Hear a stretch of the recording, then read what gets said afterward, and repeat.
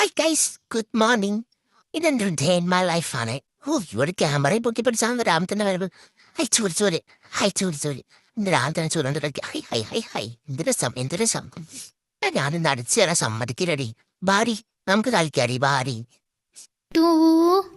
എന്തെടുക്കാ മോൻ കളിക്കാം വെള്ളം കൂടായുമ്പോൾ ഒന്ന് അടിച്ചേരി വൃത്തിയാവല്ലേ അവള്. അപ്പൊ ഞാൻ അവളെ സഹായിച്ചു കൊടുക്കുക അടിച്ചു തരാൻ വേണ്ടിട്ട്. ചൂര് ഇങ്ങനെ കടിച്ച് സഹായിച്ചു കൊടുക്കുക.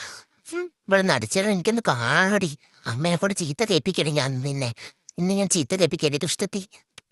അവൾ ചൂലും കൊണ്ട് വന്നേക്കുന്നു. ഞാനിപ്പോ പൊളിച്ചതേ ഉള്ളു. അവളൊരു ചൂലായിട്ട് വരില്ല. ഇവിടെ ഒളിച്ചു നിൽക്കാൻ പോയോ പൊളുത്തി? ഒളിച്ചെന്താ ഞാനും വരും കളിക്കാൻ. എന്താടി ഒളിച്ചിലാക്കിനോടി നീ? ഞാൻ എൻ്റെ അമ്മയുടെ കൂടെ കളിക്കലടി. നിന്റെ കൂടെ ഞാൻ കളിക്കലടി. പോത്ത് പോലെ ആയിട്ട് എന്നോട് ഒളിച്ചോട് കളിക്കാൻ വരികയാണ്. ഒന്ന് പോയടി അവിടുന്ന്. ചൂലിങ്ങ് താടി. എനിക്ക് ചൂര് മതി. നിന്നെ ആനടി. ഞാൻ ചൂടിൻ്റെ കൂടെ കളിക്കുക. നിന്റെ കൂടെയല്ലടി. മര്യാദയ്ക്ക് കിടക്കാൻ സമ്മതിക്കോ? എന്റെ മേലടിച്ചരാൻ നിൽക്കുക അവള്. പോടി.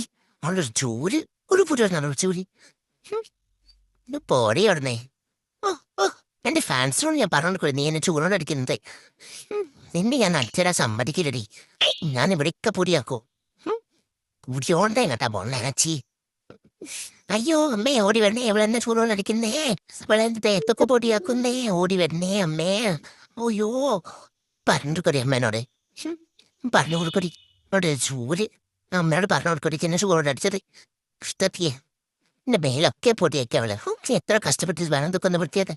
എന്തോ അടി ക്യാമറ കൊണ്ട് എന്നാ എന്റെ കണ്ണിൽ വിറ്റിയതടി ഇതിന്റെ ക്യാമറ.